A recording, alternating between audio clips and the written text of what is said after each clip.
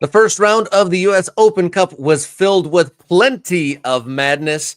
The MLS Sprint season 2027 is officially announced, and an American soccer legend shows his true colors. That and more on Friday's edition of Morning Kickaround.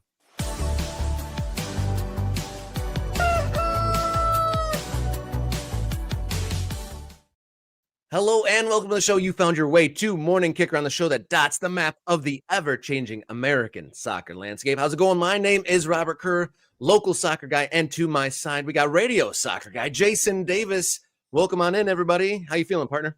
I'm ready to go. It's Friday. We made it. We're here together. We get to talk about soccer. We get to dive into a bunch of very interesting, very juicy topics today. Get a little sprinkling of everything. I think I'm ready for this.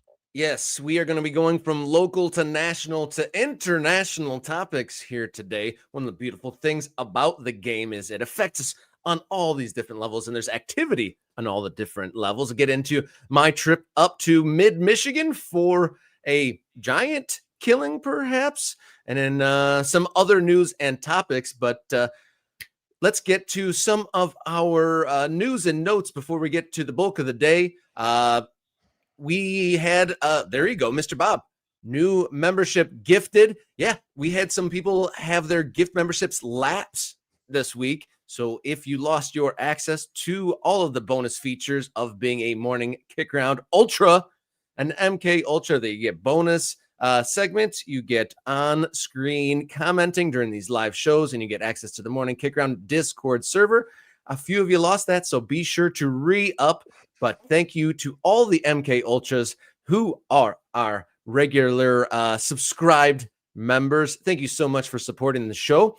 If you'd like to support the show, you can do a thanks, you can add a gift, or you can send a donation via Ko-Fi. Ko-Fi.com/Morning Kickaround is a great way to support the show as well. We've been getting lots of news and tips and business inquiries at our email. Be sure to write us at morningkickaround@gmail.com. Also, reminder, our pre-sale for the Morning Kickaround kit is now available. You can go to the shop section here on the YouTube channel to look at the Morning Kickaround store, which features shirts, hoodies, hoodless sweatshirts, and a mug. I think there's going to be bonus content. I think I'm going to do an unboxing in true YouTuber fashion. I'll do my first ever unboxing. I think I got a mug in there, and then I'm going to get some shirts. But pre-sale for this kit that's on screen, MK Ultra Kit 2026, pre-sale now open. Get your purchase in there so you can be the first to get your Morning Kickaround kit. Can't wait to don that bad boy. And thank you all who have ordered that already, supporting the show and getting yourself some swag. Another thing to announce, we're excited for May 9th, our trip to Pawtucket. Jason, myself, and the crew are going to be going to New England. We are going to be exploring the Blackstone Valley, as well as putting on a college game day style show from the stadium there in Pawtucket, Rhode Island, taking on the Tampa Bay Rowdies. Should be an exciting event. Absolutely. Very excited about this. I will tell you, let's pull back the curtain for just a second here, Rob. This gets into like unseemly territory, gets awkward to talk about, but we are a small business here at Morning Kickaround. We are very small, and we're growing, and we're excited, and maybe there's a bigger future for us down the road, and maybe we'll explore partnerships and all kinds of stuff. Right now, this is basically driven by you supporting us on the channel. Right? There are a couple of other revenue streams, that YouTube throws ads into our videos and stuff. But in order for us to be able to kind of do these events, we need some help to carry the cost of this. Rob is out there looking for his full-time job. This is a small business. There's some financial pressures all around. Everybody has them. I know you all have them. So we are very grateful to anybody who wants to support the show. But I'll just remind you that, hey, we got to pay to get to Pawtucket and pay for all the equipment, all the stuff, so we can do the show we want to do. And you guys help us out. So that's all I was going to say. Again, some of you have already done more than enough. So I just want to put that out there. If you support the show, it helps us get ourselves on the road and do the show we want to do in Pawtucket, Rhode Island. Yeah, good point. Some of you have done more than enough. Anyone hit subscribe, doesn't cost anything, a couple bucks for the channel membership, and then just telling a friend, spreading the word, or if you work for a company or know a company that's looking to get on board with a growing soccer channel such as this, please do so. And then just note, I'll be dipping out. So Jason's going to be going solo, or maybe a little bit of the help of Jenny. So those dedicated live viewers, if I disappear through the show, it's not an emergency. Yeah, and you know, I don't we don't make a big deal about goals on our live shows. I mean, we want to do this every day. This isn't always about trying to drive people to give us money, but you know how this works. If you're on YouTube, you understand how this works. I set a goal. It's a 10 super chat goal, all right? And that is out there. And I will do an open Q&A with Jason maybe after the regular hour is over. So if you do give us a super chat, we get to the goal, we'll do a Q&A. There's some things out there. But Rob, we got some stories. We got some stuff we got to get into. Let's get going. Let's go. All right, let's go with Friday show, Morning Kickaround. Here we go, here on a Friday.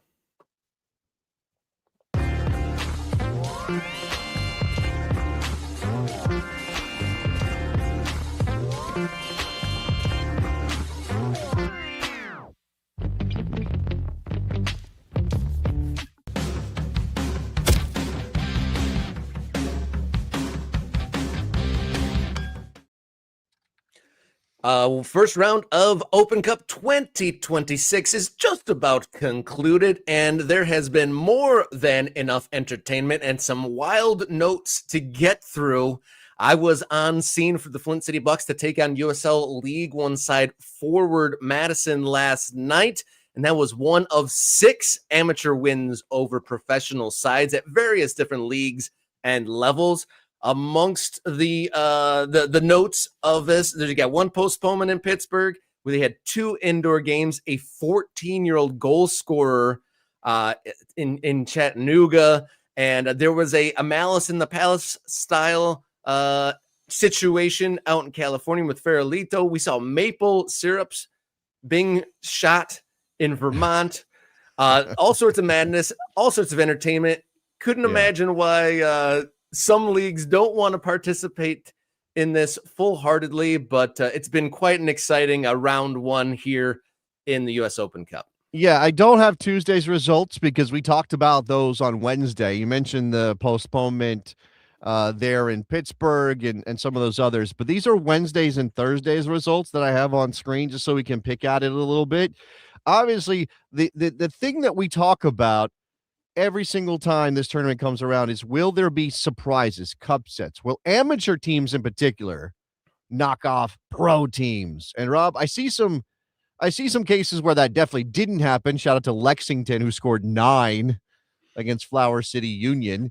But there are some upsets here. Virginia Dream, which I believe is based in Annandale, Virginia, which I swear is 5 minutes from my house, 10 minutes, maybe 12. Your very own. I guess I don't claim them because I've never really been involved, but maybe I need to jump on the bandwagon of Virginia Dreams dropping Carolina Core in the U.S. Open Cup in Carolina, obviously. Looking down the screen here, you've got, let's see, Tennessee Tempo, which I believe has been in UPSL, probably plays in other leagues as well. They knock off Chattanooga Red Wolves, so we won't get a Chattanooga Derby this year. That's not going to happen in the U.S. Open Cup, which is sad. Chattanooga FC beat Kalanji Pro Profile to do their bit. So that's a pro team handling an amateur team. But the Pro Profile, that was the 14-year-old. And it was a goal. I've never seen a one-time finish from outside the box off of a penalty kick save. I've seen a million soccer games in my life, never seen a finish like that. Yeah, it was really just kind of a hit and hope. He wasn't going for it. It happened. It happened. No, it still counts. It still counts. By the way, I believe that kid's name is Braden Kalanji. I believe he is the son of the founder of that club, hence the Kalanji Pro Profile. People really like the name Kalanji. That was kind of just getting set. That was their first ever Open Cup game too. Also a club that I know a little bit from doing some stuff with UPSL. So that's a team that has competed in the UPSL playoffs, like their national championship, Kalanji Pro Profile. Union Omaha handles BOHFS St. Louis. Now, I know our friend Soccer Zombie, Tom, maybe someone was talking about this. I saw the protagonist did a profile on this club a while back because I found that on the interwebs. Shout out to our guys at the protagonist. I don't know what BOHFS stands for. I couldn't figure it. It wasn't in any of these profiles or information. I know that club has like an Ajax style badge with the cap on it because of the Bosnian connections in the community there. It may be that the B stands for Bosnia or something. I don't know. That's what I wanted to learn. Anyway, let's see what else we got. FC Tulsa wins, San Antonio wins, New Mexico wins, Sacramento Republic beat El Farolito, and there was a story there because there was a little bit of some fisticuffs, some fracas. There was a roustabout. There was almost you could call it a Donnybrook. Maybe you could call it a Donnybrook. There's an amateur team beating a pro team. Valley 559 beating AV Alta. Do you know who scored that goal? Quincy America scored that goal. Yes, 38-year-old Quincy America, the guy who pops up at all the places, continues to do so. American soccer heritage, I'd say. Okay. Thank you, guys. Now, look, it was capitalized. This is American Groundhopper, and our guy, Soccer Zombie, is also helping out here. Okay, so a bof is a good friend in Bosnian. So Bofs St. Louis is literally a Bosnian word for good friend in St. Louis. I was sitting here thinking, oh, it's all caps. It must stand for something. It must be a cap. No, Boston only Hall of Famers. Sure, something like that. What else do we got notable on the board? Anything else? Orange County wins. Spokane Velocity wins. I think that's it. I think that's it for the Open Cup. So I also wanted to note that Asheville, amongst the 6 amateur teams that got a dub, pulled off one of the funniest goals at the death. A player for Asheville feigning injury in the box. Their opponent plays it short. Guy pops up, steals the ball, and scores. Mike Watts literally goes, "Whoop!" when he stood up and got the ball. That's an all-timer. I'll never forget that goal. That's another thing I've never seen before. And go ahead. Sorry. I was going to say a little bit of review of my experience last night. Went up to Grand Blanc, which was not the normal venue for the Flint City Bucks. We hyped that up on Wednesday's show.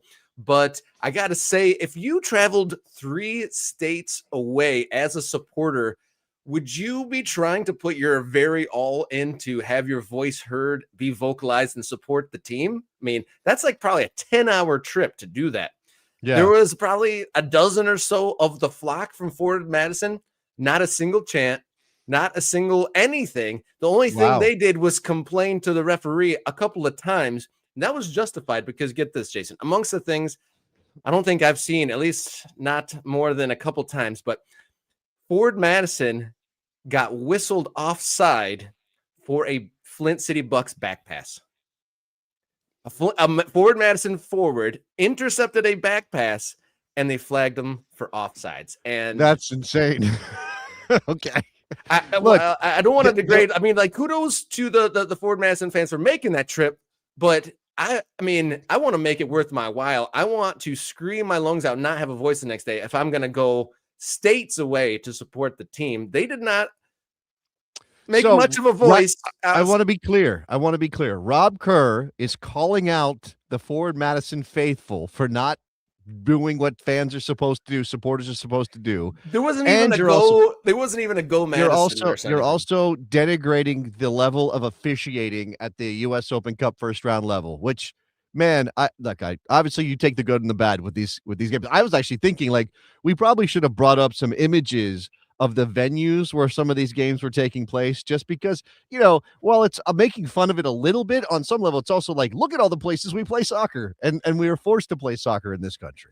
It adds to all the quirks of it. Denigrating is a very harsh word. I would just say I expected more, at least from the fans, like, to make it worth your while. We're like, wouldn't you want to do your utmost if you're going to, we were saying, we actually did a counter chant. You spent $4 a gallon for this.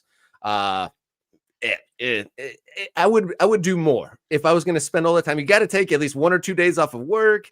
You're traveling all that way, and you didn't even have one coordinated go team or anything, not a single thing. And then there was also another goal taken away from Forward Madison for reasons. The referee said it hit the field goal post above the goal, which is classic Open Cup as well, that there was a American football field goal post above the goal. But the goalie made a save, tapped it in, should have been the equalizer. Referee whistled it, no goal. But then forward Madison did not show anything. We expected the professionalism and the fitness and the weeks of preseason and all that to as the game went on, the professional team would win out. They did not. They did not. And you're talking about venues. Grand Blanc, impressive. Never been there before. That high school stadium, absolutely massive. It was like something that you'd see in Texas or something. A huge facility, impressive place there. But a fun night out of Open Cup soccer. The second round is to be played the last weekend of, or the last few days of March, the 31st through April 1st. So excitedly waiting to see when that. I think the second round draw is to come from USSF in the day today here on Friday. We'll be excited to see that. And if there's half as many notables in the second round as there was in the first, we're in for some excitement. But let's move on. We're going to talk about MLS Sprint season here. Stick with us here on Morning Kickaround.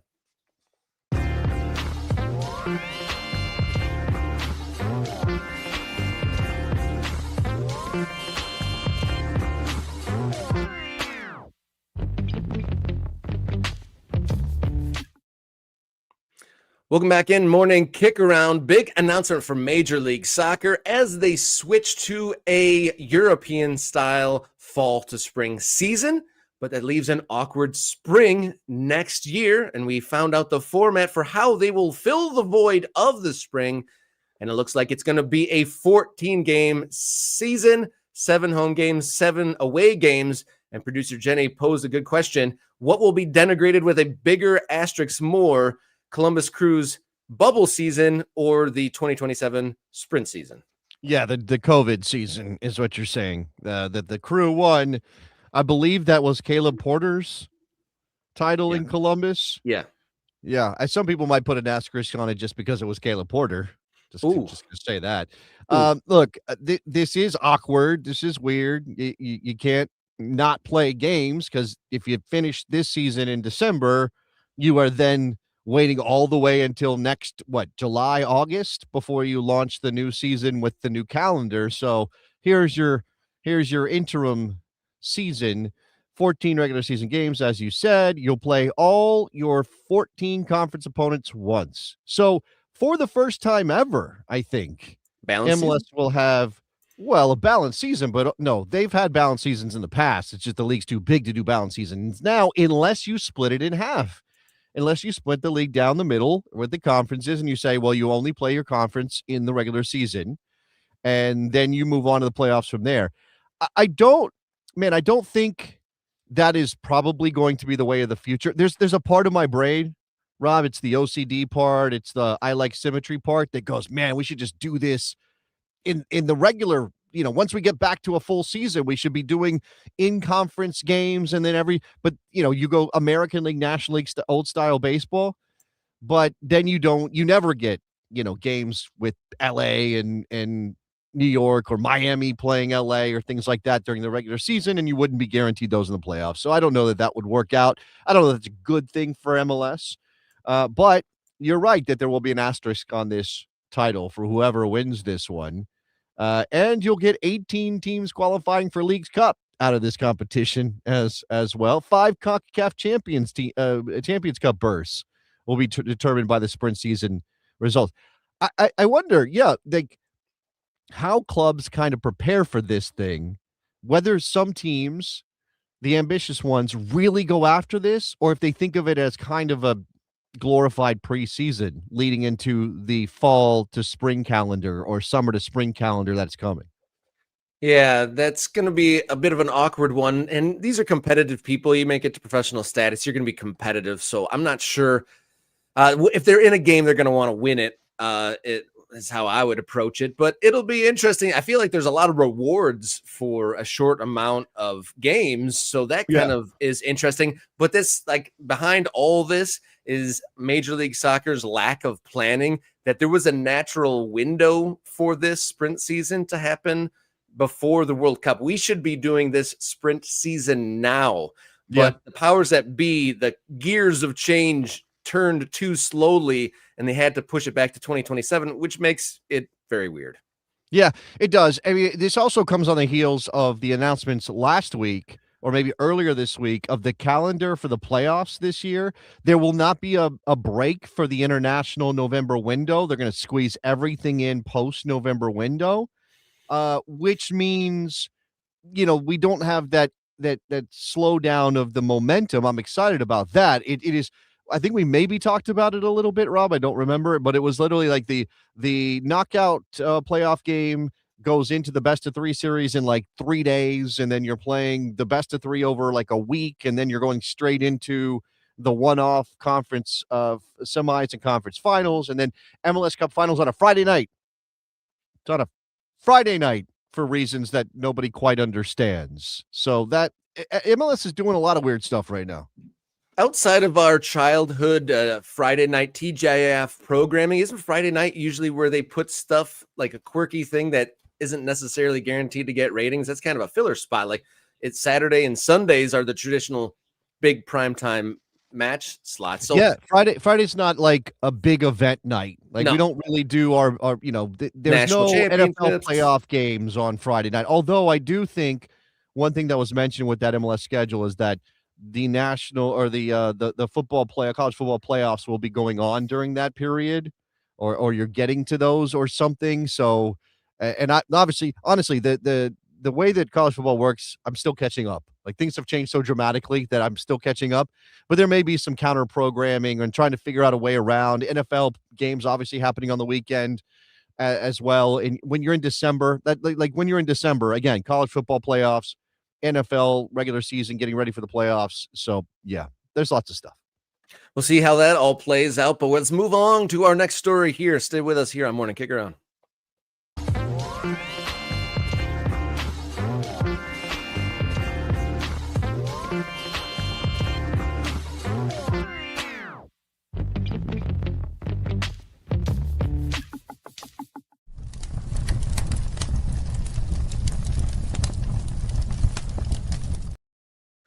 Leo Messi and Inter Miami are out of the CONCACAF Champions Cup. And that comes on the night where Messi becomes just the second ever men's player to hit the 900 goal mark. But he was stymied by the away goals rule still existing in this competition, losing 1-1 on the night to Nashville SC. And Jorge Mas, after winning MLS Cup, you're giving me a funny face, but I remember this is highlighted even more so. Obviously, Messi, the biggest player in the world, but Jorge Mas emphasizing that they wanted to win continental competitions, but that's not going to happen in 2026. I think you said they lost to Nashville 1-1. I think that's what you said. That's the truth, isn't it? No. They lost the tie. They lost this. They're not advancing, but they didn't lose the game. They drew with Nashville 0-0 in Nashville, and they drew with Nashville 1-1 at home, and Nashville moves on via the away goals tiebreaker, which Pablo says he loves. I'm not so sure I love it, to be honest with you, now that we've gotten rid of it in Europe, to see it come to the fore here. And it's not about Messi or Miami. I don't care whether they advance. And I will say that, this is a general take on the away goals tiebreaker, not a poor Lionel Messi. They knew what the rule was. They should have understood that away goals were going to break a tie there. And if Nashville scored when they were up 1, they were going to lose. I get it. Nashville deserves to move on because these are the rules of the competition. Lionel Messi being out of the CONCACAF Champions Cup is not like, a tragedy because it hurts the competition. I'm not going to suggest that. I'm not writing for Inter Miami, but I will say that, as you pointed out, this is a blow to the ego and the ambitions of Inter Miami, who have made so much noise about being this massive club in not just North America, not just MLS, but the Americas, like the full breadth of the Western Hemisphere. Jorge Mas is trying to, like a game of Risk, take over all that territory with his team. That's why you go get Lionel Messi. That's why you put together this group. That's why you build the stadium. And this loss via the draw against Nashville, the final game that they'll play at Chase before they open up their new building in Major League Soccer coming up. I think March 4th is when they open up that stadium. So there's a lot of things that really take some of the steam out of the Inter Miami conquers the Western Hemisphere plan for Jorge Mas. And it's that team from Nashville. I think Nashville and Miami have played each other more than any other team in their lifespans. And it's wild that it was them that stymied their progress to that grandiose goal of being the power of the hemisphere. Instead of Inter Miami, it is Nashville set to take on Club America in the next round. Then Tigres and Seattle. And on the other side of the bracket, LAFC is going to take on Cruz Azul. Yeah. Can we say this is the other thing that we should note, because it feels like a broken record. If you've been around long enough, and I've been around long enough, when we get to CONCACAF competition, you may see an MLS team in a home leg do fairly well for themselves. Win a game against Mexican competition. The massive clubs, the monsters of Mexico. I'm talking Club America. I'm talking Chivas de Guadalajara. I'm talking Monterrey. I'm talking Tigres. MLS teams can beat those teams in MLS buildings.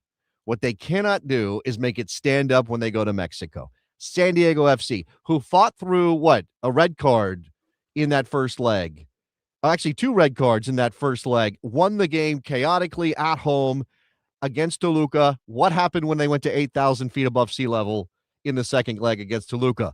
Romped 4-0 out of the competition, right? Last night, like you just said, Tigres and Seattle. Why is Tigres facing off against Seattle? Because they beat Cincinnati 5-1 in Monterrey, in Nuevo Leon. Cincinnati won the first leg. They won the first leg 3-0. They looked incredible in that first leg. Now, they haven't started the MLS season all that great, so you're wondering what was the real Cincinnati. But they couldn't make a 3-goal lead stand up in Nuevo Leon. That's, again, what is going on here and all those things. And now we get to do the introspective look. What's wrong with, why can't MLS finally beat Mexico, and et cetera, et cetera. I mean, the teams that move on from Major League Soccer are teams that have not faced Mexican opposition yet. Those are the teams that are moving on. Philadelphia gets beaten by Club America, not by a big number, but they get beaten by Club America. Cincinnati gets beaten by Tigres, right?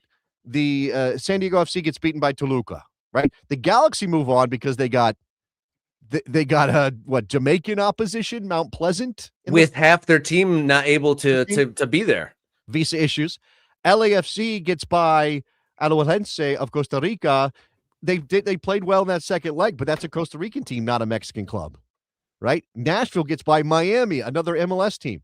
So we're still in this place of, okay, MLS, when do you finally level up and are able? And look, I do think it's part of this is the fact that San Diego, a team that plays at sea level in San Diego, had to go to Toluca and play at 8,000 feet of altitude, which there's no oxygen there. And if you're not used to it, it absolutely murders you. And the problem is it sounds like an excuse.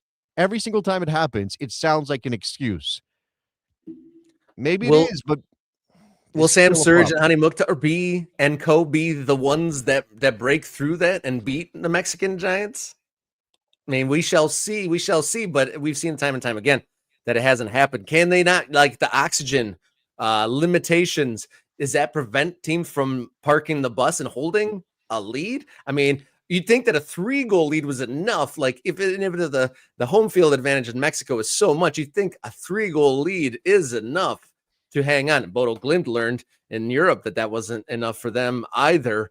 But big swings taken by MLS teams here. Can they take the next step and the second or the next round for the competition coming up in mid-April? So we have a little bit of time to chew on that. Before I get out of here for the day, thank you to all those for supporting the show. We've gotten a few new members in the show today. Shout out to Luella and Bob for donating one, and for getting in under the wire at the end of last show. Mr. Bob for donating, and Billy Bob Western. Jetman coming in on board, and then Jetman also not only getting himself a membership, but gifting another one out there a membership. So thank you for supporting this small business. Morning Kickaround. Me and Jason trying to cover this game in a way that's not being covered by anyone else dotting the map of the American soccer Should we landscape. note that there was a little bit of a back and forth in the comments about how much MLS we were or were not covering on this show? And look, we do 3 hours a week. We'd love to expand that. It has to be something we can work into our schedules, and obviously it has to make sense economically and things like that. I'd love to cover more MLS on this show. I would. But I think what we've learned is that there's a lot of stuff that doesn't get any coverage at all in American soccer, and we're filling that void if we can also become a program that touches on stories that are coming out of the top division. We will try to do that, but we can't be everything to everybody. So we're working on it, guys. Yeah, we had an overflow of stories. We had to cut quite a few things out of this show because there's an endless amount of stories that we're getting sent to us and we're learning, and that's out there in the world that we are just not able to get to because it is 3 hours a week, but that's also a large commitment in a way at the amount of the income that it's all generating. So support the show in any way you can, verbally, monetarily, or otherwise. We thank you so much. When we come back, we're going to get to a culture war here on Morning Kickaround.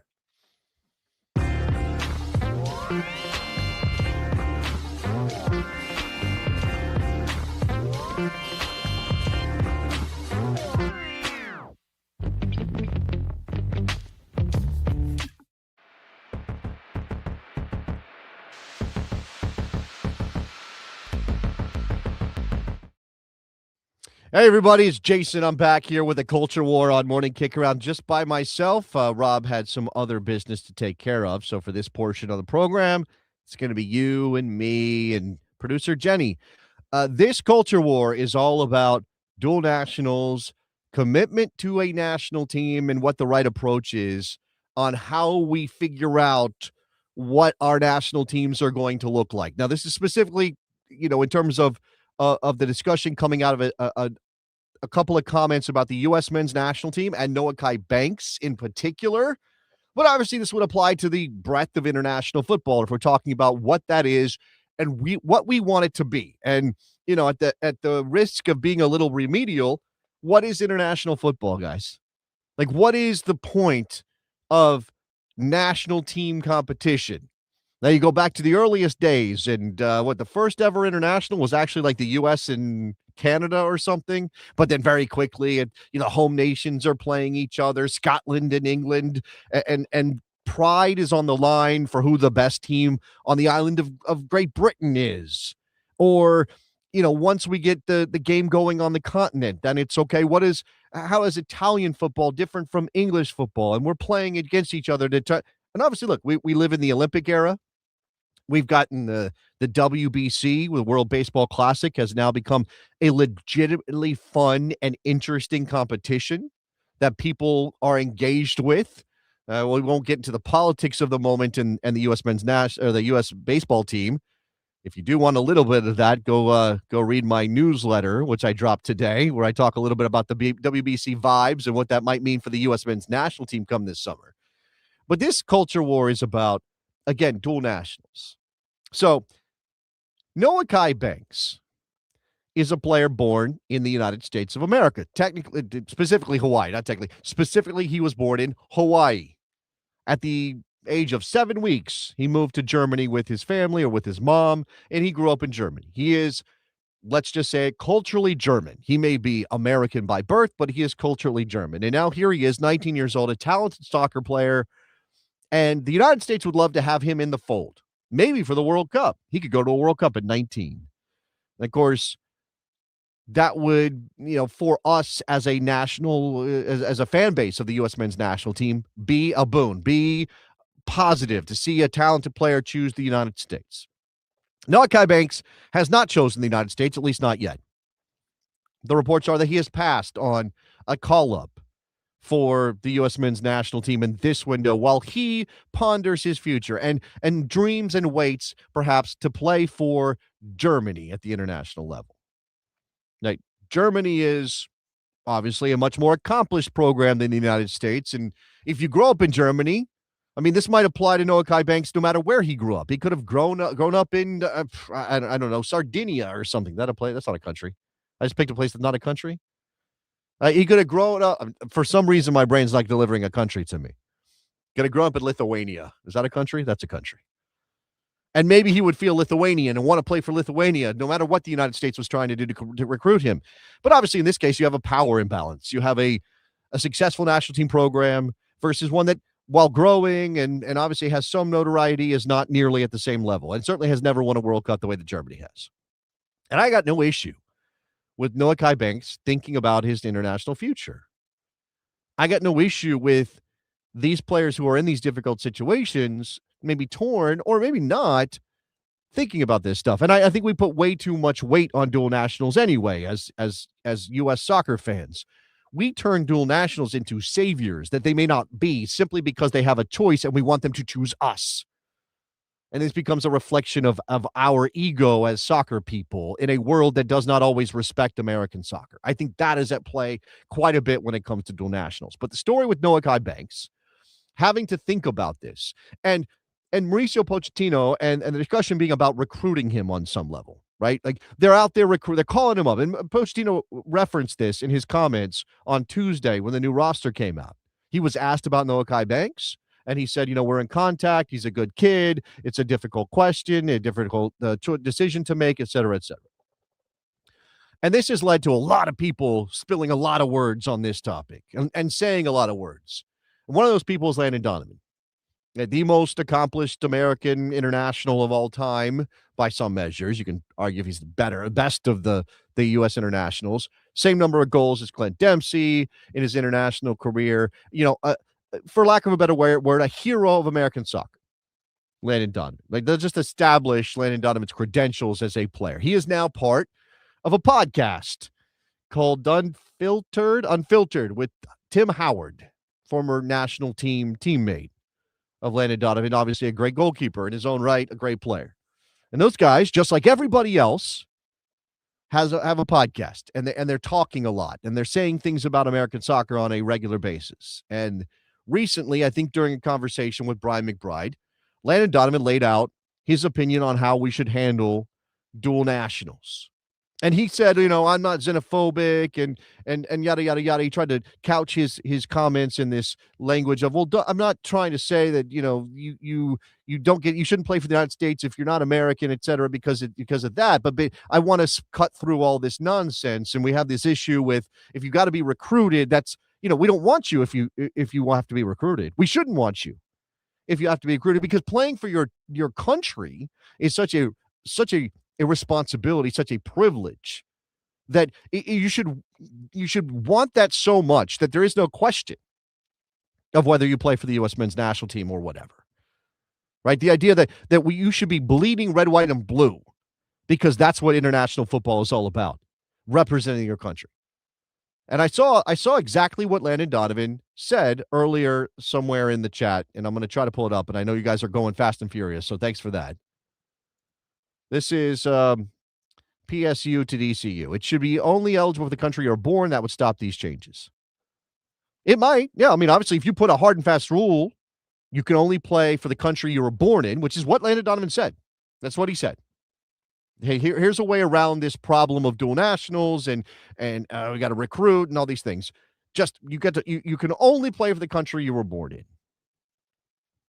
But I don't think that number one meets the spirit of international football. All right, you can say, that this is an eligibility question, and the best reflection of a national character in football is through the players who are born in that country. But again, what about a player like Noah Kai Banks, who was born in the United States and therefore under this rule would only be eligible to play for the United States, but is not culturally American, not by a soccer upbringing at the very least?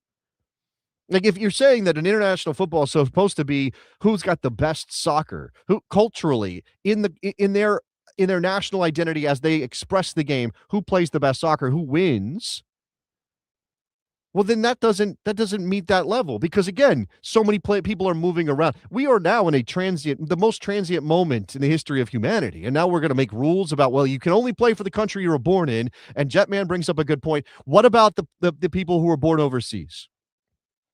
And while my dad was not a soccer player, he was definitely not a soccer player, and this would never have come up for him.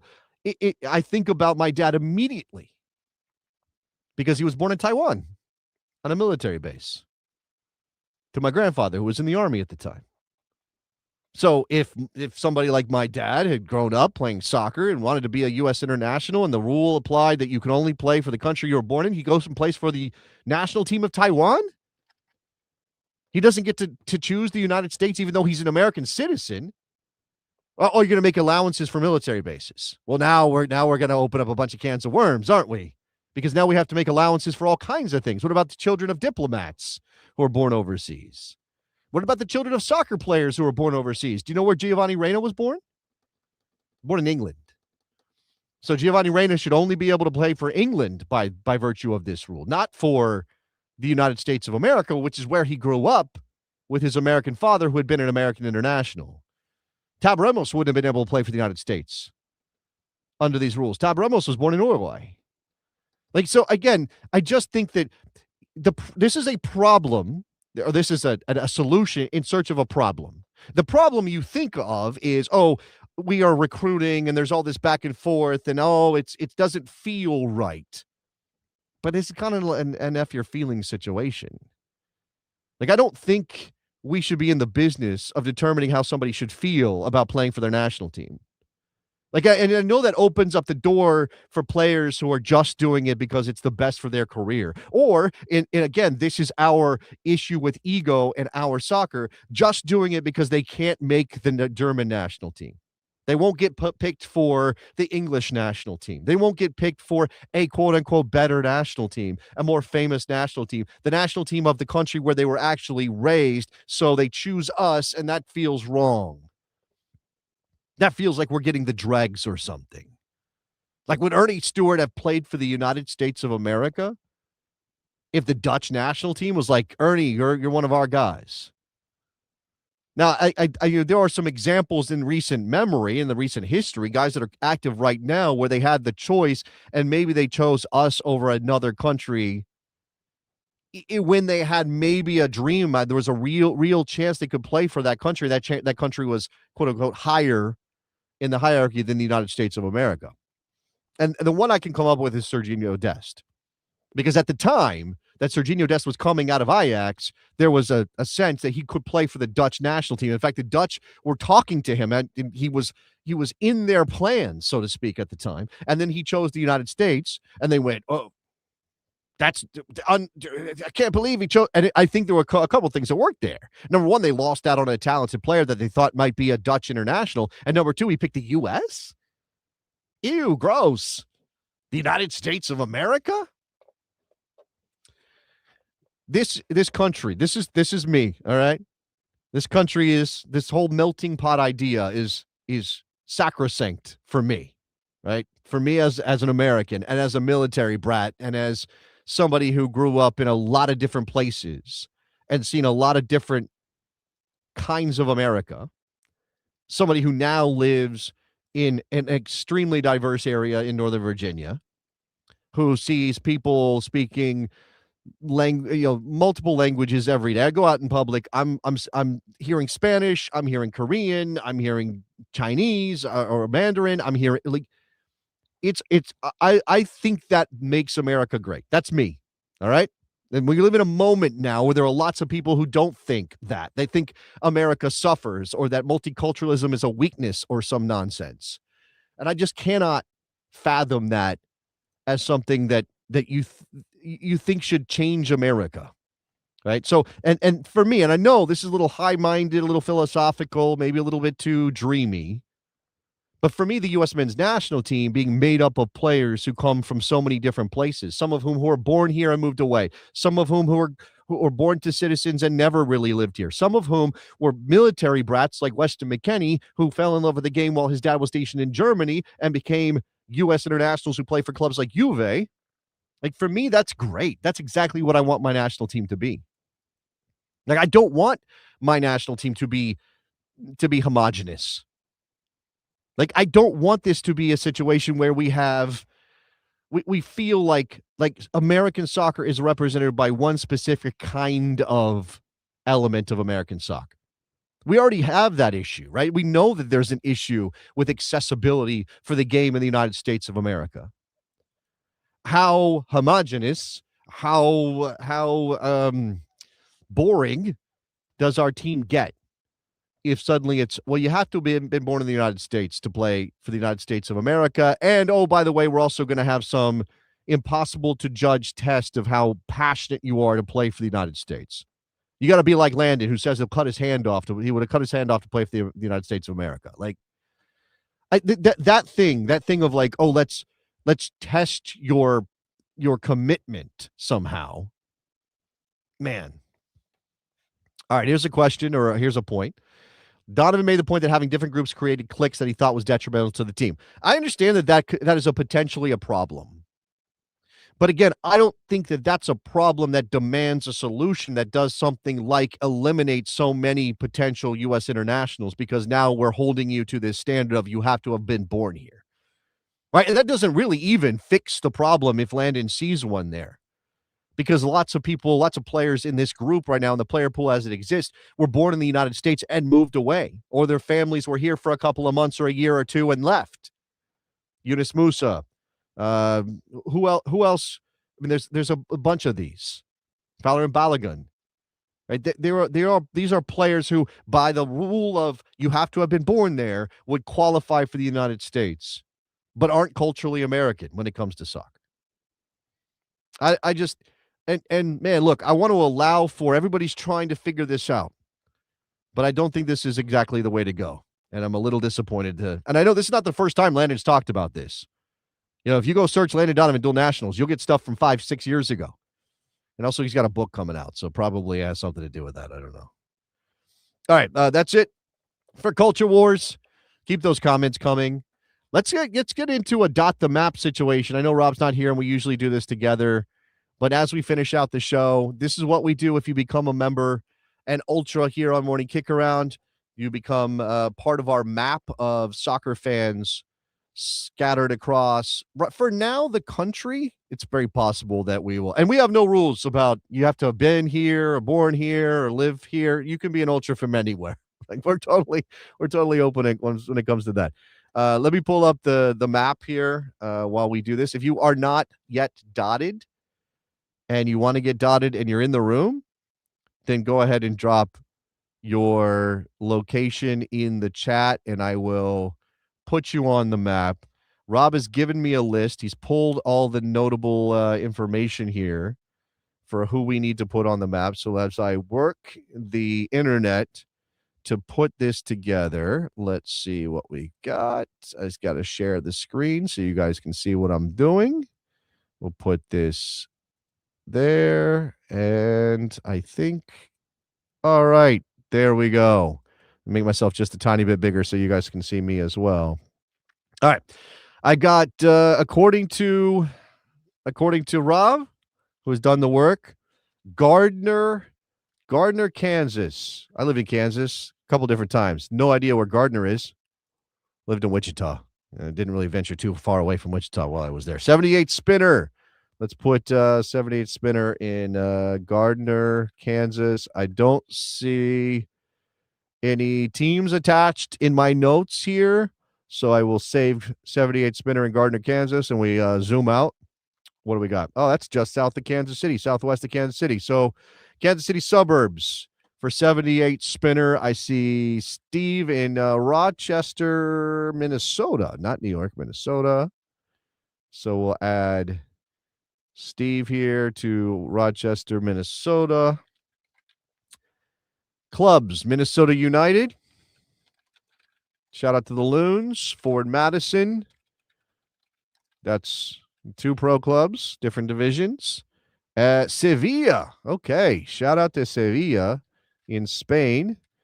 I went there last year, 2 years ago. I was in Sevilla a couple of years ago. Did not get to see the Sevilla Stadium. Did drive by Betis Stadium, which is under construction at the moment. Brutalist monument, Real Betis Stadium. Let's go. All right. Steve is in Rochester, Minnesota. Let's see what else I got. Kyle and Paul in Rome, Georgia. Let's go to Rome. Not Italy, Georgia. It says Kyle and Paul. Are we sharing our ultra membership? All right. I'm cool with that. Whatever works for you guys.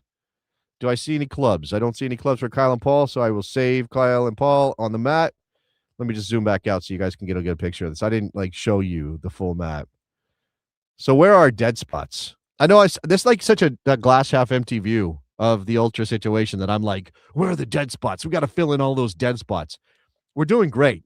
Northeast is thick. Obviously, that's where a lot of people live in the Northeast.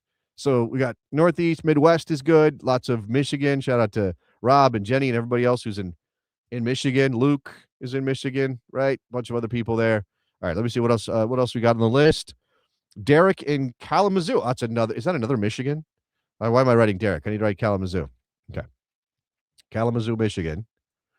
What's Kalamazoo famous for? This is what we should also do. Like, what's the notable thing about Kalamazoo, Michigan that Jason needs to learn since I've never been there myself? Do they have a giant ball of wax? Is there I don't know. What is the thing that Kalamazoo is famous for? All right, who's in Kalamazoo? Derek's in Kalamazoo, Michigan. The pharmaceutical industry is big in Kalamazoo, if that counts for anything. Sure, why not? I don't really know what it's not. It's really close to Battle Creek, which is the breakfast cereal capital of the world. I do know Battle Creek. I saw that movie they made that was based on Kellogg. So what was that movie? Do you remember that? Did you ever see that movie? It was like a kind of fictionalized version. This is the first time I've ever heard of it. It was about the it wasn't like whatever they were doing, like the health retreat back in the days, early days of Kellogg, and there's a whole thing. It's wild. I think it's the first I've heard of it. I'll have to look for it. Look, I don't remember what it's called. Somebody's going to remember what it's called. But thank you to Jenny for dropping in that Kalamazoo makes pharmaceuticals. Chicago Fire, Arsenal, and Roma. Kalamazoo has three Denny's, says Luke, because they have 3 Denny's. Bell's Brewery. All right. I know Bell's Brewery. All right, cool. Yeah, of course. Bell's Two Hearted. I drink Bell's Two Hearted. Who doesn't? All right. That's Derek in Kalamazoo, Michigan. What else we got? I got okay. All right. Rob wrote them twice. So if you are, I think I got them all that are in the chat from Rob before he left. And did I miss anybody who's a new member who isn't dotted and wants to be dotted today on the show while we're sitting here right now? I don't see. Battle Creek is home to Rob Van Dam. Not even a wrestling guy, and I know Rob Van Dam. All right, but that's not what we were dotting. We were dotting Kalamazoo, not Battle Creek. Why are we talking about Battle Creek? All right. They were one of the original AISA cities. Their team was the Kalamazoo Kangaroos. All right. We could do in Boston. We have a big milk bottle. Thank you, John. I like this. Let's do city facts. What is your city known for? Tim Allen sold Coca-Cola there. Oh, that's very good. I like that one. I like that one a lot. Oh, no. All right. Mad Pup, who is not yet a member, but maybe will be one day, is telling us bad news about a famous American. All right. With that, I think we've dotted the map. I think that's probably it for today. If you are not on the map, hit us up either here or in the Discord. There's an entire channel in the Discord for dotting the map. I'm in the process of posting the new Discord link because the Discord link changes just to make sure that we're only letting in the people we want every so often. So if you're an ultra and you're not in the Discord, I will be posting that link to the YouTube channel in a post only for members.